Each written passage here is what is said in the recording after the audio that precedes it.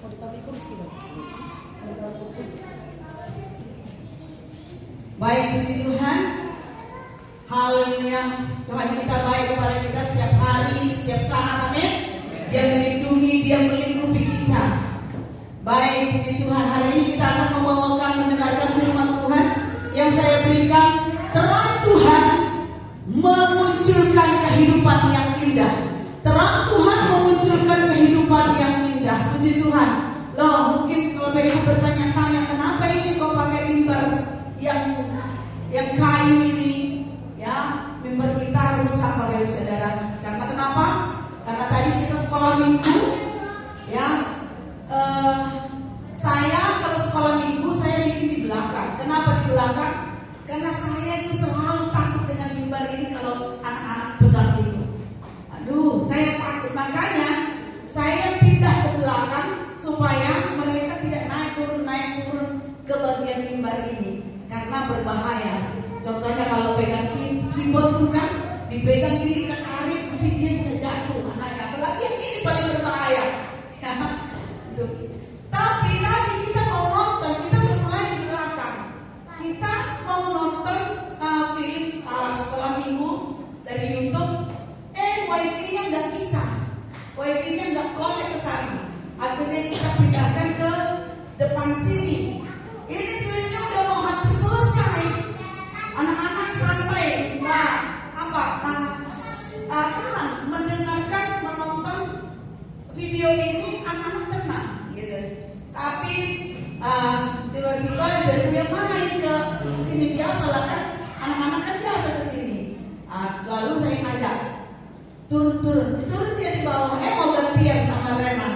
Gantian Renan yang mau naik. Saya pas mau baru aja balik badan. Ternyata udah gelembung gitu ya. Jadi dia udah turun dan akhirnya kacanya itu pecah semua Bapak Ibu. Jadi nggak ada kaca itu. Jadi kita nggak bisa pakai hari ini.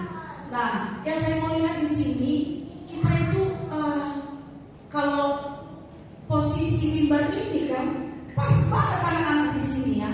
Kalau pas banget kacanya itu loh, saya udah punya kacanya itu kalau pas kena ke muka mereka lagi asyik-asyik pada nonton ini kan. Nah ini yang masih puji Tuhan, semuanya tidak ada yang terlalu yang enggak berbahaya lah ya. Tapi memang kacanya pecah, ini jatuh ke bawah, tapi memang kakinya masih di atas gitu ya. Cuman ada sedikit kena laptopnya, bukan sedikit, kayaknya lumayan tuh kena laptopnya itu ya. Karena Zerul ya pas tangan kena di tengah gini, tangannya Zerul yang luka ya, udah bersayap tuh kacanya. Nah kalau bukan karena perlindungan Tuhan kan, kalau pas kena pada muka mereka yang lagi asik begini kan ngeri sekali gitu ya. Tapi ya puji Tuhan sempat terlindungi. Ada Zerul yang kena tangannya kena kaca, untuk nggak masuk gitu ya, tergores gitu ya. Puji Tuhan ya, kita bersyukur itu perlindungan Tuhan. Amin. Itu perlindungan Tuhan. Kalau saya udah aduh gimana, saya udah lihat kaca berseret semua pecah begitu ya. Padahal itu juga yang paling saya takutkan di mimbar itu paling sekarang kan suka goyang-goyang gini tuh mimbar kakinya. Nah jadi semua karena perlindungan Tuhan kita semua ada di tempat ini. Kalau bukan Tuhan yang memberikan perlindungan kepada kita, tidak akan ada yang bisa aman. Walaupun dari pastori ke sini bisa aja terjadi satu kejadian yang tidak kita harapkan. Ini kan kita udah jaga-jaga, saya udah jaga-jaga ibadahnya di belakang sana. Jadi kalau pas anak-anak kalau di sekolah itu kan saya nggak izinkan lari ke sini, kecuali ada sedikit permainan gitu ya, boleh kejar-kejaran sebentar, ada lagunya itu tangkap jiwa, ya boleh lari sebentar begini ya. Kalau ke atas ini saya nggak kasih Bapak Ibu ya, karena takut seperti itu. Nah, jadi kita banyak mengucap syukur kepada Tuhan karena perlindungan Tuhan ada pada kita semuanya. Ya, apapun bisa terjadi kalau tanpa penyertaan Tuhan. Amin. Amin. Mari kita buka firman Tuhan dalam Yohanes 8 ayat 12. Yohanes 8 ayat 12.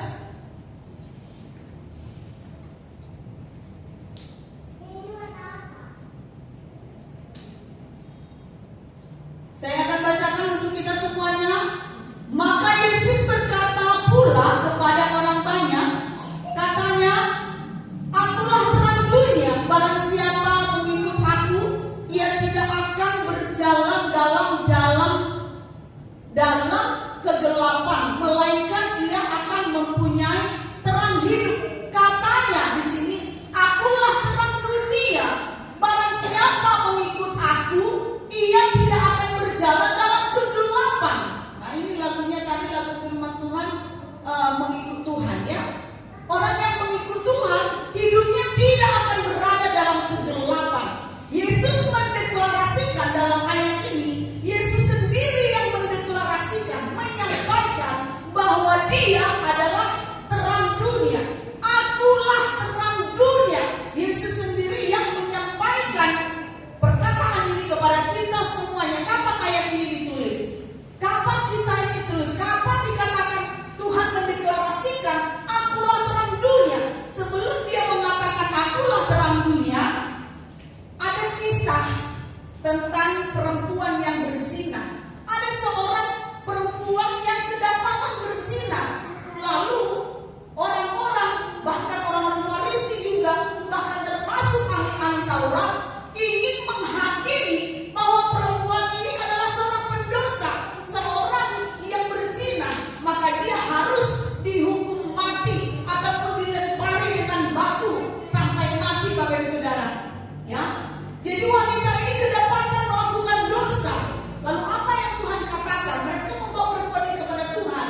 Lalu Tuhan berkata kepada mereka, ya, di sana dikatakan, Yesus berkata, barang siapa di antara kamu yang tidak berdosa, hendaklah dia yang pertama melemparkan batu kepada perempuan ini.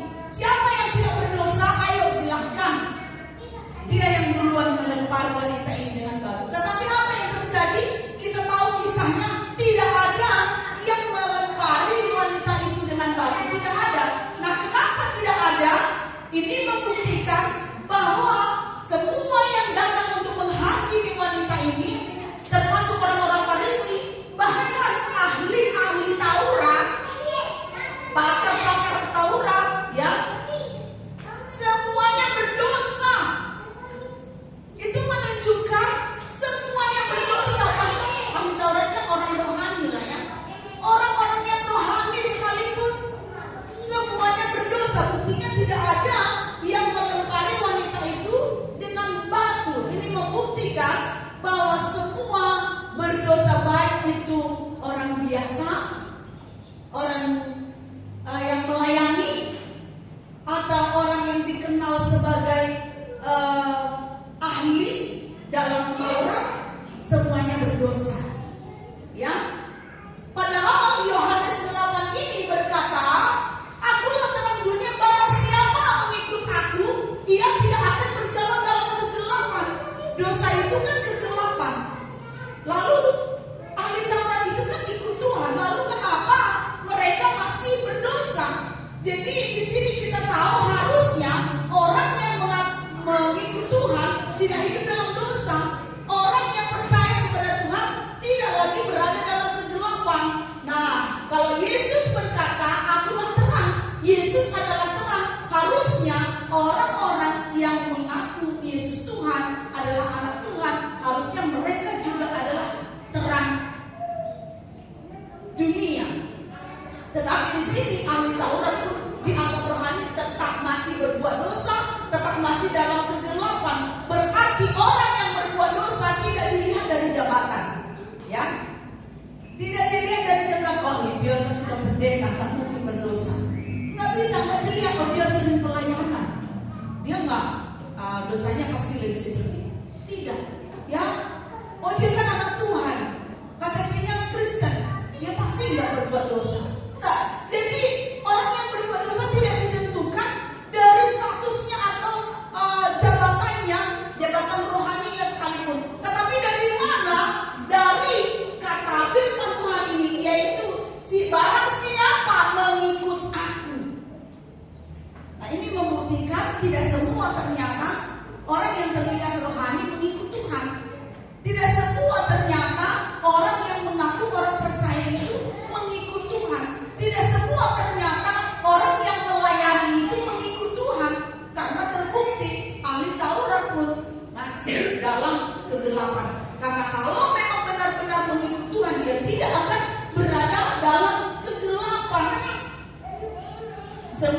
masih hidup dalam kegelapan. Orang yang terlihat rohani sekalipun Bapak Ibu Saudara. Jadi walaupun katanya orang Kristen, katanya tim profetik, katanya pembicara, katanya guru sekolah minggu, katanya pendoa, ya, kalau dia tidak pengikut Tuhan, masih akan tetapi di dalam kegelapan. Hanya kuncinya untuk tidak berada dalam kegelapan, yaitu barang siapa mengikut aku, barang siapa mengikut aku, dia tidak akan berjalan dalam kegelapan. Maka hari ini kita belajar yang pertama, mengikut Tuhan adalah cara keluar dari kegelapan. Mengikut Tuhan adalah cara untuk keluar dari kegelapan. Ya, bukan menjabat sebagai pendeta, menjabat sebagai tim profetik, menjabat sebagai pengurus. Hidupnya otomatis menjadi keluar dari kegelapan, tidak. Tetapi siapa yang mengikut Tuhan, dialah yang akan berhasil keluar dari kegelapan.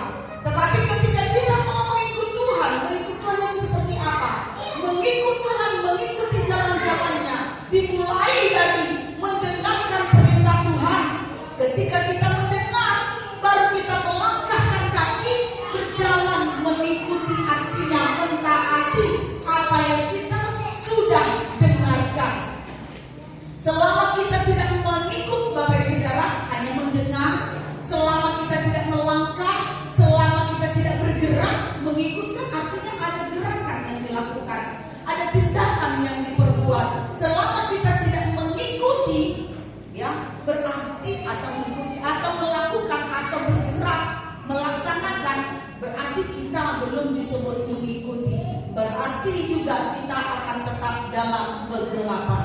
Jadi yang pertama yang kita belajar hari ini adalah mengikut Tuhan adalah cara untuk keluar dari kegelapan. Kemudian yang kedua, di dalam kegelapan tidak ada kehidupan. Di dalam kegelapan tidak ada kehidupan. Kita tahu Kejadian 1 ayat 1 sampai 5, atau saya bacakan ayat 2 aja ya. Bumi belum berbentuk dan kosong, gelap gulita menutupi samudra raya, dan roh Allah melayang-layang di atas permukaan air. Bapak Ibu Saudara, bumi belum berbentuk dan kosong, dan gelap gulita menutupi samudra raya. Gelap gulita, tidak ada terlihat bentuk apa-apa, tidak ada keindahan di sana. Tetapi ketika roh Allah melayang-layang di atas permukaan air, lalu muncullah mulai penciptaan, ya, ada terang, ada penciptaan, semuanya sampai manusia, Bapak Saudara. Bumi tidak berbentuk, gelap, tidak ada harapan, tidak ada keindahan, tidak ada tanda-tanda kehidupan, tidak ada kegerakan, tidak ada karya yang bisa kita lihat, ya. Sampai akhirnya roh Allah bekerja, kita tidak bisa melihat keajaiban. Dalam kegelapan kita tidak bisa melihat kedahsyatan Tuhan. Dalam kegelapan kita tidak bisa melihat kehidupan yang indah, Bapak Ibu Saudara. Kenapa? Karena semuanya gelap, semuanya buntu, ya. Jadi kalau kita tetap berada dalam kegelapan, maka kita tidak akan melihat keajaiban Tuhan. Kita tidak akan melihat Tuhan berkarya, Bapak Ibu Saudara. Kemudian yang ketiga, dalam terang kehidupan menjadi indah. Jadi yang kedua tadi, di dalam kegelapan tidak ada kehidupan, dan yang ketiga, dalam terang kehidupan menjadi indah. Yesaya 60 ayat 1 sampai 2. Yesaya 60 ayat 1 sampai 2. Saya baca, mari kita baca bersama-sama, yuk. Yesaya 60 ayat 1 sampai 2, 1, 2, 3. Bangkitlah menjadi teranglah, sebab terangmu datang dan kemuliaan Tuhan terbit atasmu. Sebab sesungguhnya kegelapan menutupi bumi dan kegelapan menutupi bangsa-bangsa. Tetapi terang Tuhan terbit atasmu dan kemuliaannya menjadi nyata atasmu. Ini jelas sekali dikatakan bahwa dunia ini penuh dengan kegelapan, Bapak Ibu Saudara. Ya, dunia ini penuh dengan kebingungan, dunia ini penuh dengan perasaan tidak mau tahu, dunia ini penuh dengan sifat-sifat buruk, dunia ini penuh dengan kejahatan, dunia ini penuh dengan kekecewaan. Setan berusaha, setan mencoba untuk menyerang itu juga. Supaya apa? Supaya kita masuk di dalam lingkaran kegelapan itu, supaya kita masuk dalam kehidupan yang dipenuhi dengan sifat buruk, yang dipenuhi dengan kebingungan, Bapak Ibu Saudara, ya. Dia ingin membawa kita kepada keadaan di mana tidak ada cahaya terang Tuhan. Tadi kita sudah belajar bahwa poin yang pertama mengikut Tuhan adalah cara untuk keluar dari kegelapan, ya. Mengikut Tuhan, taat, setia kepada Tuhan, melakukan hal-hal yang rohani, yang sesuai dengan firman Tuhan, itu akan mengeluarkan kita dari kegelapan. Sedangkan setan, Bapak Ibu Saudara, akan mendorong kita terus-terus mendorong kita masuk terjerat dalam kehidupan dunia. Kehidupan dunia itu yang penuh dengan kebingungan, ya, yang tidak mau tahu dengan tugasnya sebagai hamba Tuhan, tugasnya sebagai anak Tuhan, yang tidak menantikan karya Tuhan ataupun rencana Tuhan digenapi dalam kehidupannya, tidak mau tahu, ya, tidak berusaha. Kegelapan ada di sekeliling kita. Jelaskan dalam ayat Yesaya 60 ayat 1 ayat 2 ini kan berkata, ya, sebab sesungguhnya kegelapan menutupi bumi. Dunia ini penuh dengan kegelapan. Di sekeliling kita ini penuh dengan kegelapan. Kita berada di tengah-tengah kegelapan. Tetapi Bapak Saudara dikatakan, terang Tuhan terbit atasmu. Walaupun kita berada di tengah-tengah kegelapan, tetapi terang Tuhan dikatakan terbit atasmu. Ya, terang Tuhan terbit atasmu. Kalau datang terang Tuhan, Bapak Saudara, kita tahu jelas akan mendominasi kegelapan itu, akan mengusir, akan melenyapkan kegelapan itu. Di mana ada terang, kegelapan akan sirna. Amin. Kalau gelap kan kita nyalakan lampu, gelapnya langsung hilang, langsung lenyap. Nah, Tuhan berkata walaupun dunia ini penuh dengan kegelapan, tetapi Tuhan berkata terang Tuhan terbit atasmu, ya. Nah, kalau terang Tuhan terbit atas hidup kita, maka kita akan disembuhkan, dipulihkan dari kegelapan. Keadaan kita akan diubahkan. Apa aja yang gelap, bukan karena lampunya nggak ada. Hati kita mungkin gelap, pikiran kita gelap, perasaan kita gelap, rasanya hampa, ya. Apalagi yang gelap, keluarga kita kondisinya gelap. Apalagi usaha kita, rumah tangga kita, semua terasa gelap. Tidak ada tanda-tanda kehidupan atau kemajuan atau pergerakan, seperti mati, Bapak Saudara. Tetapi kalau terang Tuhan datang, maka di sana ada kesempatan apa? Penciptaan atau bermunculannya keajaiban Tuhan, bermunculannya karya-karya Tuhan yang indah. Kita akan melihat ketika ada terang, bahkan kita lihat ada keyboard, ya, contohnya ini, ada bunga-bunga. Itu karena ada terang kan. Kalau mati semua tadi lampu, apa yang kita lihat kan? Begitu juga dalam hidup kita.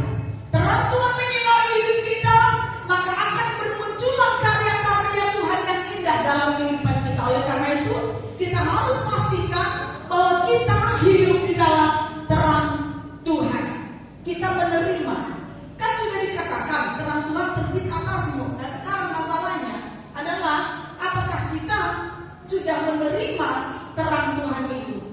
Karena seperti tadi, orang-orang Farisi, orang ahli-ahli Taurat, ataupun orang banyak yang datang ingin menghakimi wanita yang berdosa itu, ya, mereka ada orang-orang rohani, tapi masih tetap dalam kegelapan. Lalu terangnya itu kemana, kan gitu. Nah, jadi artinya kita harus mengikuti terang itu supaya kita mendapatkan cahaya terang itu. Ya, kita harus mengikuti, kan udah terbit, lalu kita harus ikuti terus terang itu. Jangan sampai kita tertinggal. Bagaimana caranya? Ya, dalam Yesaya 60 tadi berkata, bangkitlah menjadi teranglah. Bangkit, kita harus bangkit Bapak Ibu Saudara. Kita harus bangkit. Perasaan kita kan kadang-kadang mungkin Bapak Ibu Saudara juga sering merasakannya, kok hatinya itu kok enggak ada gregetnya. Hatinya itu kok rasanya apa? Pikirannya tidak ada antusias, tidak ada ingin bergerak melakukan sesuatu. Gitu ya. Firman Tuhan berkata, bangkit. Bangkitlah dan menjadi teranglah. Kita harus mulai mengambil keputusan untuk bangkit. Kita yang diperintahkan, ya, untuk mengambil keputusan untuk bangkit. Jadi dari kita sendiri yang mau untuk bangkit, untuk bergerak. Efesus 5 ayat 14 berkata, bagaimana caranya kita untuk bangkit? Nah ini, Efesus 5 ayat 14 berkata, itulah sebabnya bangunlah hai kamu yang tidur, dan bangkitlah dari antara orang mati, dan Kristus akan bercahaya atasmu. Untuk kita bisa bangkit, kita harus dimulai dari bangun. Ini kondisinya seperti orang yang sedang tidur, Bapak Saudara. Kalau kita tidak mengalami kebangkitan, berarti kondisi kita itu posisinya seperti orang yang sedang tidur. Orang yang sedang tidur itu kondisinya bagaimana sih? Orang yang sedang tidur itu kondisinya dia nggak tahu apa-apa. Bahkan kadang orang banyak bicara di sekitarnya dia nggak dengar. Bahkan ketika dia sentuh-sentuh pun dia nggak bisa bangun, nggak sadar apa yang terjadi, dia nggak tahu. Ya.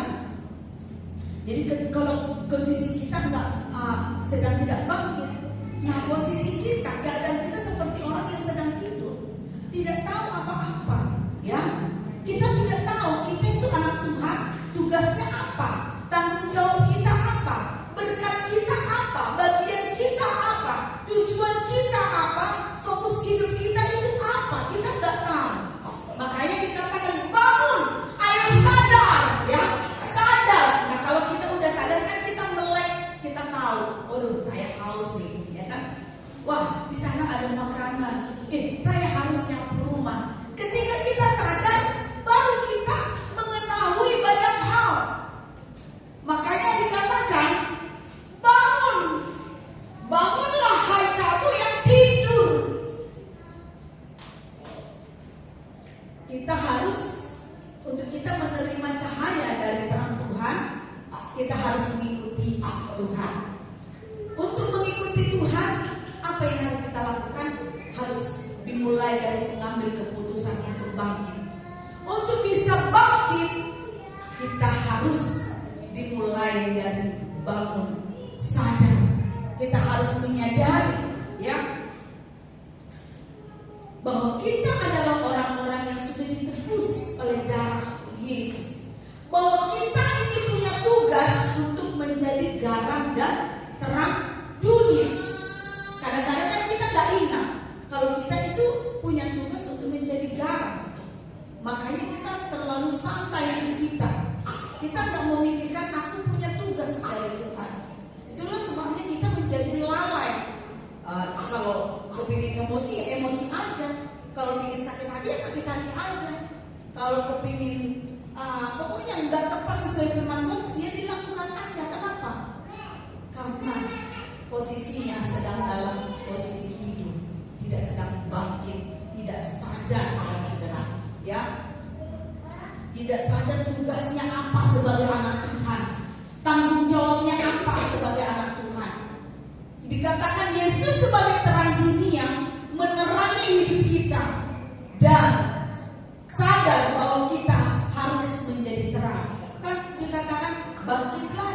menjadi teranglah. Bukan hanya kita menerima terang, tetapi kita disuruh menjadi terang. Ingat firman Tuhan dalam Matius 5 yang mengatakan tadi itu, kamu adalah garam dan terang dunia. Lalu ayat selanjutnya, kota yang terletak di atas gunung tidak mungkin tersembunyi. Artinya kita posisinya berada di atas gunung. Untuk apa? Kalau orang yang ada di atas, dia terpampang, tersorot, dilihat oleh banyak orang. Makanya dalam Yesaya 60 tadi kan dikatakan, bangkitlah dan menjadi teranglah. Dalam dunia ini penuh dengan kegelapan. Nah, ketika dunia ini penuh dengan kegelapan, kita berada di sekitar orang-orang yang hidup dalam kegelapan, tapi posisi kita ada di atas gunung. Itu maksudnya apa? Supaya kita bisa menjadi contoh. Keadaan semua gelap, lalu hidup di dalam kegelapan ini, bagaimana caranya? Anak-anak Tuhanlah contohnya. Anak-anak Tuhanlah memberi contoh. Dalam keadaan yang sulit seperti ini, hidup kita harus menjadi contoh untuk mereka. Begitu maksudnya Bapak Ibu Saudara. Jadi menghadapi tantangan dunia ini, kita menjadi teladan bagi mereka. Mereka butuh panutan bagaimana caranya ini pada akhir-akhir jalan ini. Tetapi yang menjadi masalah adalah karena tidak bangun-bangun tadi, anak-anak Tuhan yang harusnya menjadi terang itu pun justru malah ikut dengan cara hidup orang-orang yang di dunia ini. Ikut bagaimana cara berpikir mereka, bagaimana cara mereka berkata-kata, bagaimana perasaan mereka, bagaimana cueknya mereka kepada Tuhan. Ikut-ikut, akhirnya tidak bisa menjadi terang Tuhan, justru malah tenggelam dalam kehidupan dunia dan juga tata cara hidupnya dan juga dengan keinginan-keinginan dunia ini. Nah, setelah bangkit, apa yang menjadi respon kita setelah bangkit? Setelah bangun, udah sadar kan gue? Bangunlah, lalu kita bangun. Oh iya ya, aku ini anak Tuhan. Aku harus begini, harus begini, harus begini. Tanggung jawabku, fokusku harus sesuai dengan firman Tuhan yang udah tahu. Nah, sekarang yang menjadi masalah, kalau sudah tahu, bisa gak langsung bergerak? Bisa gak langsung bangkit? Kalau kita kan sama sih, kalau kita renungkan pas kita tidur, udah nyenyak ke pagi hari, saat kita bangun atau dibanguni, kan gak enak tuh, berat untuk langsung bangun, ya. Apalagi untuk langsung doa. Biarpun kita tahu bahwa hidup kita ini bergantung kepada Tuhan. Wah, kalau saya tidak berdoa, saya tidak dapat berkat Tuhan. Kalau saya tidak berdoa, saya tidak akan mendapatkan perlindungan Tuhan. Hidupku ini bergantung pada Tuhan. Sudah sadar, sudah bangun, sudah paham. Cuma untuk bangkitnya ini susah. Untuk bergeraknya ini, untuk langsung duduk berdoa itu sulit. Nah, itu contoh yang paling mudah kita bisa lihat dalam kehidupan kita sehari-hari. Jadi belum tentu orang yang sudah bangun bisa langsung bergerak. Masih ingin golek kiri, golek kanan, ingin merem-merem sebentar lagi, gitu ya. Nah, tetapi Tuhan mau kita punya respon. Kalau kita sudah tahu apa tugas dan tanggung jawab kita, kita harus mengambil tindakan untuk bangkit. Kalau kita udah sadar, Bapak Ibu Saudara, waduh, kok saya ini kok rasa-rasanya ikut-ikutan ya dengan kehidupan seperti orang-orang yang tidak punya Tuhan. Cara mereka menyelesaikan masalah, kok aku ikut-ikut dengan cara mereka. Nah, kita berarti artinya kita sadar tuh ya. Kita tahu harusnya saya begini, harusnya saya berseru kepada Tuhan, tapi kita tidak langsung melakukannya. Nah, ini artinya kita tidak langsung bangkit. Nah, kalau kita tidak mau langsung bangkit, Bapak Saudara, maka posisi kita akan tetap berada di dalam kegelapan. Hati kita akan tetap gelap, pikiran kita akan tetap gelap, keadaan kita akan tetap gelap. Apalagi kondisi kita Tetapi Tuhan berkata, barang siapa yang mau mengikut aku, ketika kita tahu, wah aku mau bangkit, aku mau lakukan ini, Tuhan tadi suruh begini, aku harus lakukan. Nah, hidupnya akan melihat keindahan-keindahan, karya-karya Tuhan, keajaiban-keajaiban Tuhan, Bapak Ibu Saudara. Kalau tidak, maka hidupnya akan gelap, tidak akan melihat tanda-tanda pertolongan Tuhan, tanda-tanda Tuhan berkarya, tanda-tanda kegerakan. Nah, tapi Bapak Saudara, hari ini kita sudah mengerti bahwa kita harus mengambil keputusan untuk langsung segera bergerak, ya, melakukan apa yang diperintahkan oleh Tuhan. Jangan sampai, kan kita kadang-kadang udah tahu, kalau kamu tidak mengampuni, contohnya ini ya, kalau kamu tidak mengampuni, maka Bapak di surga juga tidak mengampuni, kan gitu. Kita kan harus ingat itu firman, ya. Tapi kita tetap ngotot untuk tidak melepaskan pengampunan. Nah ini, dia sudah bangun tetapi tidak mau bangkit. Nah ini contohnya, ya. Atau kalau kamu sakit hati, maka kamu akan maka itu akan menimbulkan banyak penyakit di dalam kehidupan kita. Kita tahu itu, kita sadar itu, kita bangun, kita sudah bangun posisinya. Tetapi untuk segera bangkit, meninggalkan sakit hati itu, kok nggak bisa? Kita masih bertahan, pegang terus itu sakit hati, tanam di dalam hati, gitu ya. Nah ini dia orang yang tidak mau bangkit. Ketika tidak mau bangkit, tahu kebenaran, tapi tidak mau bangkit untuk bergerak, untuk bertindak, maka posisinya akan tetap di dalam kegelapan. Sementara ketika dia melakukan, itu artinya dia mengikuti Tuhan, mengikuti terang Tuhan. Ketika dia mengikuti terang Tuhan, maka firman Tuhan dalam Kejadian 1 tadi berkata, kita akan melihat Tuhan menciptakan keajaiban-keajaiban dalam kehidupan kita. Terang Tuhan akan menyinari hidup kita, sehingga semua kegelapan-kegelapan, baik di dalam pikiran kita, di dalam hati kita, di dalam perasaan kita, ya, di dalam keluarga kita, di dalam usaha kita, dalam pekerjaan kita, di dalam seluruh bagian hidup kita, itu akan dilenyapkan dan dipulihkan oleh Tuhan. Amin.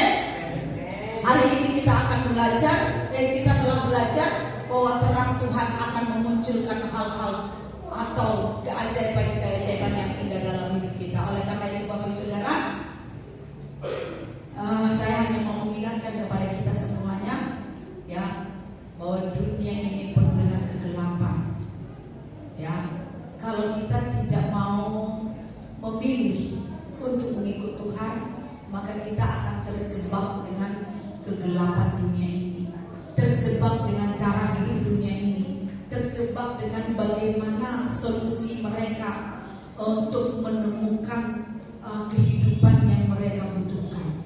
Kita akan terjebak dengan cara-cara hidup dunia ini kalau kita tidak mau memperhatikan dan mengikuti Tuhan.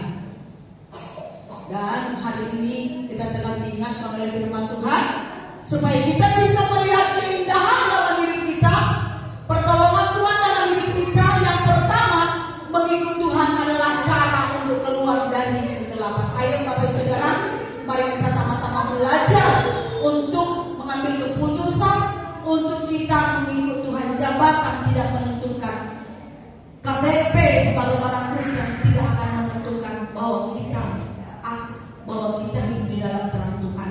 Tetapi yang membuat kita hidup dalam terang Tuhan adalah ketika kita mau mengikut Tuhan, mau taat dan setia kepada Tuhan. Yang kedua, berada dalam kegelapan akan membuat hidup kita terasa mati. Tidak ada kegerakan, tidak ada semangat, tidak ada antusias, tidak ada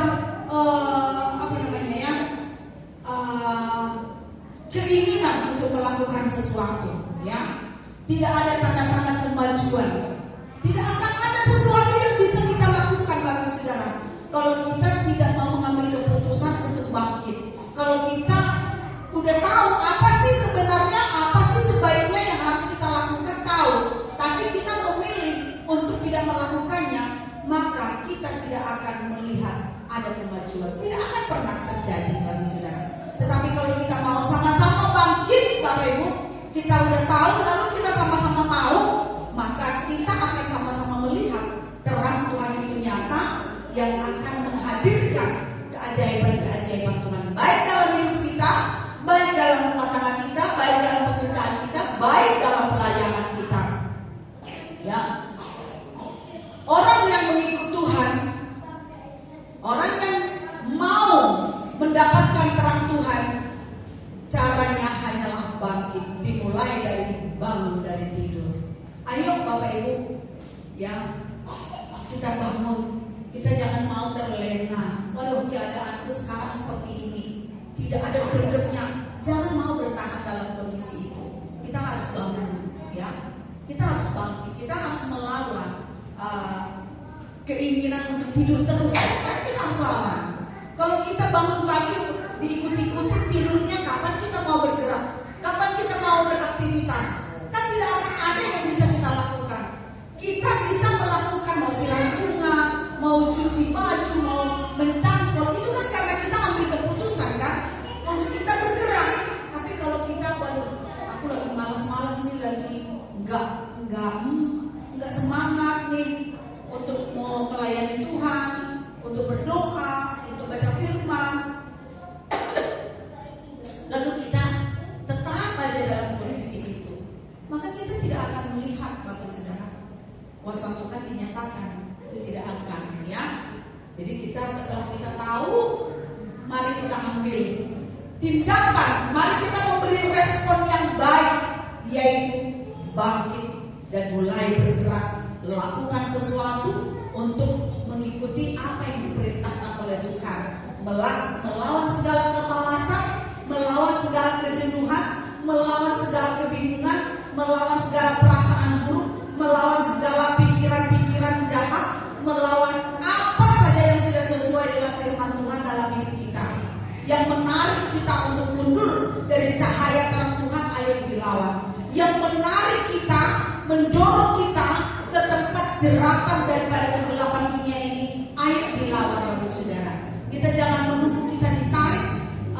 Nunggu ada tangan yang besar menarik kita keluar dari kegelapan, jangan. Tetapi biarlah kita mau bangkit dan kita keluar, yaitu dengan cara lihat terang Tuhan. Terang Tuhan itu apa? Yaitu firman Tuhan ini yang mengajar kita. Ayo kita belajar mengikuti langkah demi langkah. Langkah demi langkah, setiap kita mendengarkan, kita perhatikan pelan-pelan dan kita coba ikuti. Amin. Amin. Maka kita akan melihat Tuhan menerangi hidup kita. Tanpa terang Tuhan, kegelapan yang akan menguasai hidup kita. Hidup kita akan tetap, ya, begini-begini aja, Bapak Saudara. Mari kita berdoa. Saya mengundang Pak Puji maju ke depan. Kita rindukan kita didapati sebagai orang yang mengikut Tuhan, supaya hidup kita ini mengalami pemulihan, supaya hidup kita ini memiliki pergerakan, memiliki perubahan, memiliki kemajuan, Bapak Ibu. Jangan kita bertahan di dalam kegelapan hidup kita. Haleluya.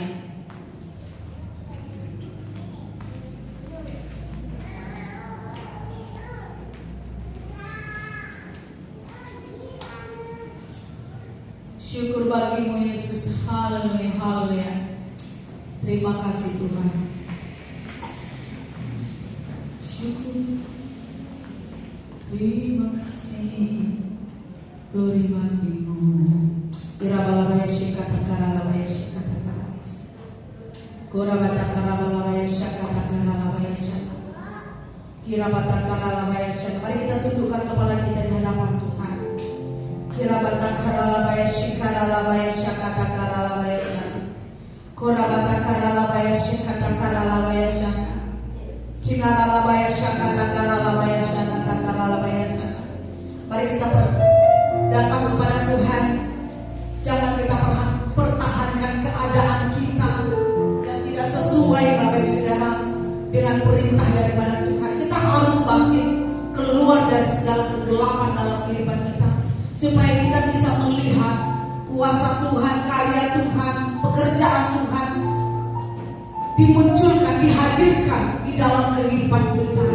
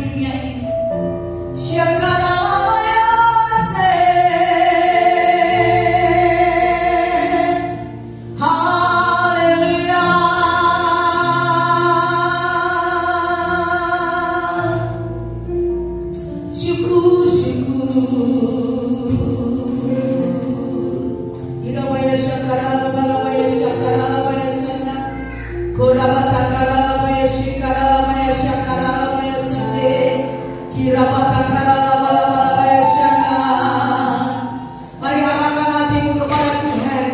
Rindukan untuk kita boleh mengikut Tuhan. Iramata Krasya Kaya Ramayasya.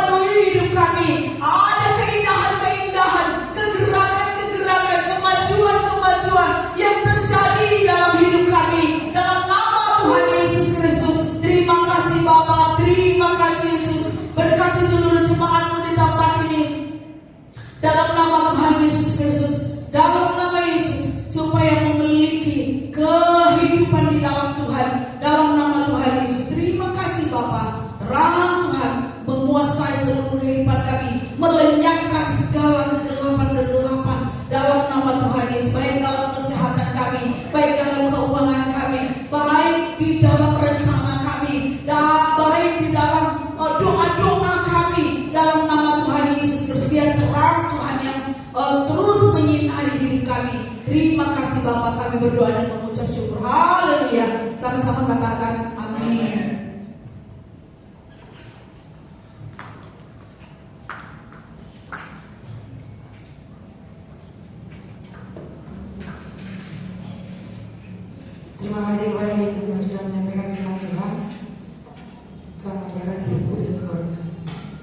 Tiba saatnya kita akan memberikan persembahan.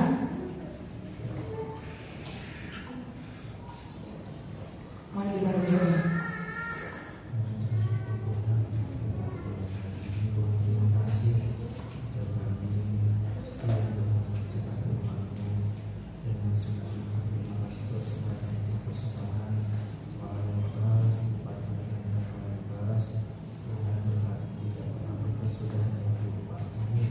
Terima kasih Tuhan memberikan kesempatan yang sukacita dalam nama Tuhan Yesus Kristus kepada kami. Amin. Persembahan saya membicarakan.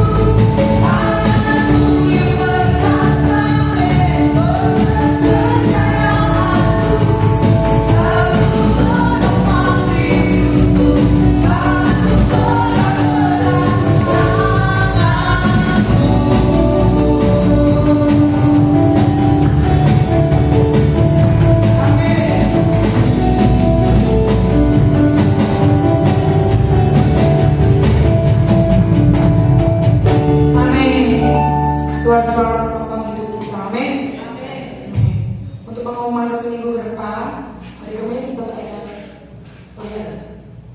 persagar.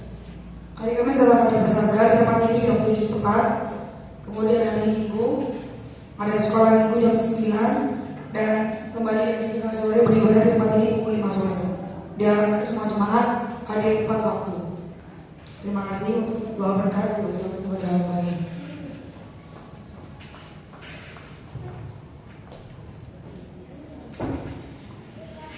Baik, puji Tuhan, hari kita balik berdiri, kita agungkan Tuhan kita.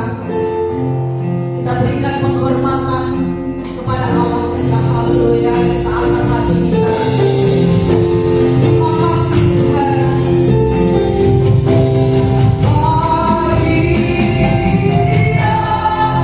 Segala pujian, hormat serta syukur, lepas selamanya bagi Dia. Segala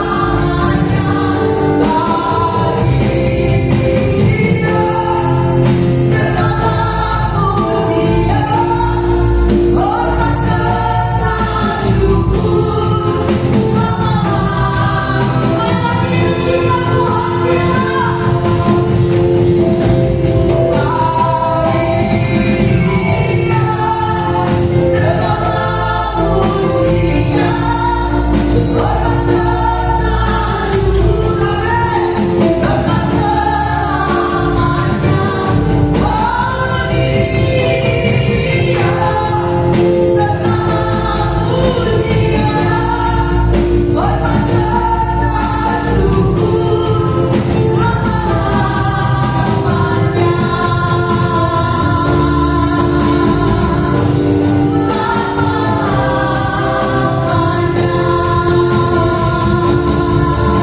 kita.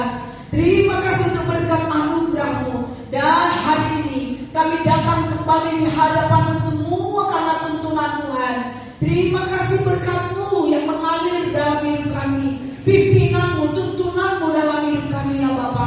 Dalam nama Tuhan Yesus Kristus kami menyerahkan hidup kami, seluruh jemaat Tuhan di tempat ini sepanjang minggu ini. Kami menyerahkan ke dalam tangan-Mu ya Tuhan. Biar tangan-Mu yang besar, tangan-Mu yang ajaib memegang seluruh kehidupan kami, menguasai seluruh kehidupan kami, menarik hidup kami untuk kami terus mengikuti jalan-jalan-Mu ya Bapa. Dalam nama Tuhan Yesus Kristus, berkati seluruh jemaat-Mu di tempat ini dalam segala pergumulan mereka. Engkau yang menolong, memberikan jalan keluar, Engkau memberikan jawaban dalam nama Tuhan Yesus, memberikan sukacita dalam setiap rumah tangga keluarga jemaat-Mu di tempat ini. Terima kasih Bapak, haleluya, haleluya. Sebentar kami akan pulang, Tuhan menyertai seluruh jemaat Tuhan, khususnya untuk anak-anak-Mu yang melayani pada hari ini ya Bapak. Tambahkan urapan-Mu kepada kami semuanya Bapak. Dalam nama Tuhan Yesus, biarlah kemuliaan-Mu memenuhi hidup kami, terang-Mu menerangi hidup kami. Dalam nama Tuhan Yesus Kristus, supaya terjadi kemajuan dalam hidup kami. Dalam nama Tuhan Yesus, mari jemaat Tuhan, arahkan hatimu kepada Tuhan kita. Angkat tanganmu di hadapan Tuhan, terima berkat daripada Bapa kita, sumber segala berkat. Haleluya, haleluya. Diteranginya mata hati dan pikiranmu, ditolongnya engkau berjalan dalam jalan-jalannya, dibuatnya engkau menemukan jawaban dalam setiap pergumulanmu. Di dalam nama Tuhan Yesus Kristus disediakannya segala kebutuhanmu dalam hidupmu sepanjang minggu ini. Dalam nama Tuhan Yesus Kristus, disertainya engkau kemanapun engkau melangkah, dibuatnya berhasil apa yang engkau kerjakan, dan dibuatnya hatimu beria-ria berseru kepada Tuhan. Dijadikannya engkau menjadi penyembahnya yang berkenan di hadapannya di dalam nama Tuhan Yesus, dan dilenyapkannya segala kegelapan dalam hidupmu dalam nama Yesus, sehingga hidupmu menjadi kemuliaan bagi Tuhan.